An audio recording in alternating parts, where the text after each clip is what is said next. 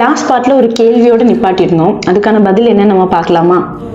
உலகத்திலேயே, அதாவது மொத்த உயிரினங்கள்லேயே ஆற்றல் மிகுந்த உயிரினம்னா அது மனிதர்கள் தான் அப்படின்னு சொல்லிட்டு இறைவன் சொல்றான். நம்மளோட சிந்திக்கிற திறனா இருக்கட்டும், ஒரு விஷயத்த அணுகிற அணுகுமுறையா இருக்கட்டும், எல்லாமே மற்ற உயிரினங்களை விட ஆற்றல் அதிகமாக தான் இருக்கு. ஸோ குரான்ல அல்லாஹ் என்ன சொல்றான், நான் ஜின்களையும் மனிதர்களையும் என்னை வணங்குவதற்காக தவிர உருவாக்கவில்லை. இதோட அர்த்தம் என்ன? நம்ம நம்மளோட பர்பஸ் ஆஃப் லைஃபே கடவுள் யாரு, கடவுள் என்ன, கடவுளை நெருங்குற வழி என்னன்னு கண்டுபிடிக்கிறது தான் அப்படின்னு நான் நினைக்கிறேன். மனுஷன் இந்த உலகத்துல அந்த நோக்கத்தோட தான் உருவாக்கப்பட்டிருக்கான்னு நான் நம்புறேன்.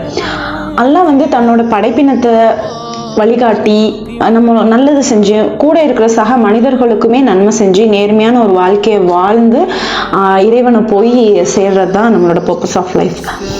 ஏன்னா நம்மளோட இந்த துனியா வாழ்க்கை நிரந்தரம் கிடையாது. கண்டிப்பா நமக்கு இந்த உலகத்துக்கு பிறகு ஒரு வாழ்க்கை இருக்கு. அந்த வாழ்க்கையில நம்ம சஸ்டெயின் ஆகணும்னா நம்ம நிறைய நன்மை செய்யணும். சக மனிதர்களை காயப்படுத்தாம நிறைய விஷயங்களை நன்மையா நம்ம சேர்த்து வைக்கணும். அப்பதான் அந்த உலகத்துல நம்மளால வாழ முடியும். இதுதான் பர்பஸ் ஆஃப் லைஃப்னு நான் நம்புறேன். அது இல்லாம பணமோ புகழோ பதவியோ இது எல்லாமே தற்காலிகம் தான். அவங்க எல்லாத்துக்குமே அந்த அருள் செய்வான்.